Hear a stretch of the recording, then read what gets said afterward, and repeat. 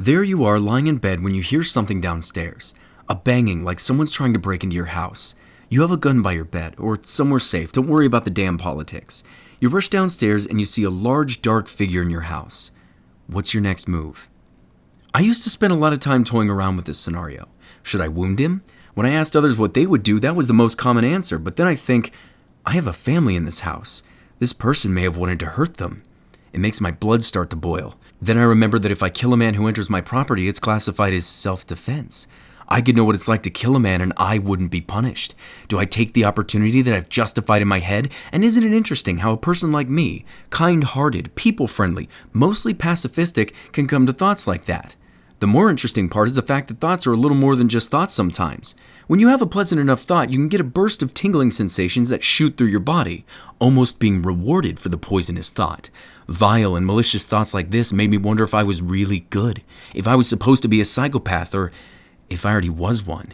Simple answer here, though, is thoughts are just thoughts, and you're not your thoughts no matter how orgasmic they may be. Thoughts like these are nothing more than little movies in your head, and then they go away. You can carry them on for longer if you wish, but at that point you can start to associate with them. Believe yourself to be crazy or secretly evil simply for entertaining alternate perspectives to one thing for too long. And isn't it a bit interesting that we can convince ourselves of something like that? That we're evil, simply for a thought that we've never carried out. Take this scenario for example. You're at a university and a man comes in with a gun. You duck behind a door, and as he walks by, you have the chance to throw your arms around him and stop him. See, the point here isn't what you should do or what you'd think you'd do. The fact of the matter is you'd never know unless you were confronted by the situation, and thoughts are just thoughts. Now that that's out of the way, let's move on to the topic of happiness. I'm going to say some agreeable shit, and you guys are going to type in the comments about how smart I am. Happiness is subjective. Each person has their own things that make them happy. Happiness hits each of us differently, and we show it differently. Happiness, however, is not a constant. Same with sadness, anger, hunger, and the feeling of having to go poop. Actions offer subjective rewards in the form of emotions. The problem I notice is many today think that if you aren't happy always, then there's something wrong with you. I suffered from the same thought for a while. Happiness, at least for me, is having a good conversation with a stranger, or ending up in some serendipitous event that makes for an incredible story to share with others later on. A desire like that made me wonder why I craved the attention of people so much. I used to think I wanted to be famous, but deep down what I really wanted was for people to like me. Funny thing is, none of that really matters so long as you like who you are. Something I knew but didn't truly realize until taking a fistful of psychedelic mushrooms one day. Being a YouTuber turned me into a human projector, assuming everyone's exactly like me and yet somehow I'm special. I'd half-explain thoughts because it just assumed everyone had the same mind I did. They'd get it, and if they didn't get it, then they were too dumb to catch on.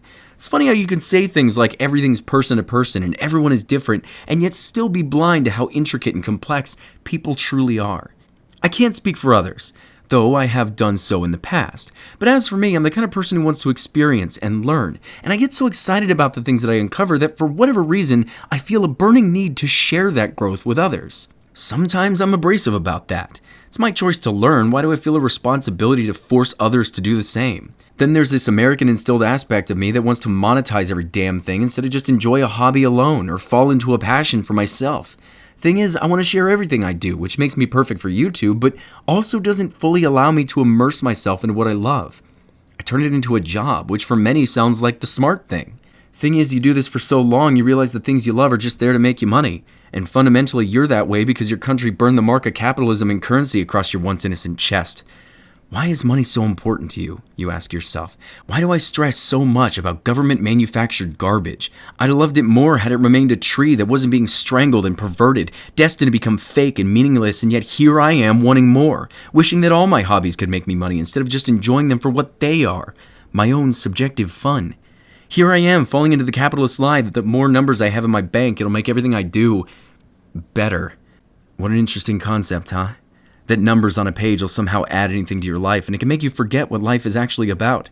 As far as my ignorant vessel's uncovered, life is nothing more than a compilation of experiences and memories that you decide to make. Simply by going out and experiencing a day, you have the potential for an adventure that you can tell later, and I spent a lot of time wondering where those experiences come from. Are they always coincidence? Why is it sometimes they don't feel so? Why does it feel like I'm walking down a path that was carved for me? Why do life's events teach you so much in such profound ways? And why do I meet so many like-minded people that I can share these experiences with? Am I supposed to meet them, or is there a fundamental like-mindedness in everyone that you can tap into with a little charisma and a kind nature? Then I think for a second. There will be an answer, let it be. Let it be. It's funny how quickly you can get caught in a loop that you once solved. Thoughts are just thoughts, and these subjective coincidences are objectively nothing more than that. When it comes to these thoughts that I have, there are only a few that really matter to me. I have no desire to ever hurt anyone. I'm choosing to live a life and pursue the things that I want to do, no matter how rich or poor it makes me.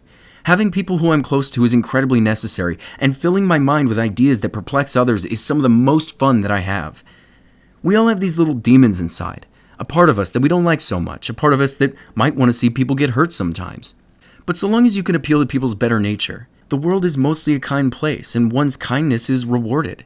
Perhaps if I continue trying my best to be a good person, maybe life will allow me to watch someone trip and fall every so often. It's like they say, money can't buy what truly makes you happy.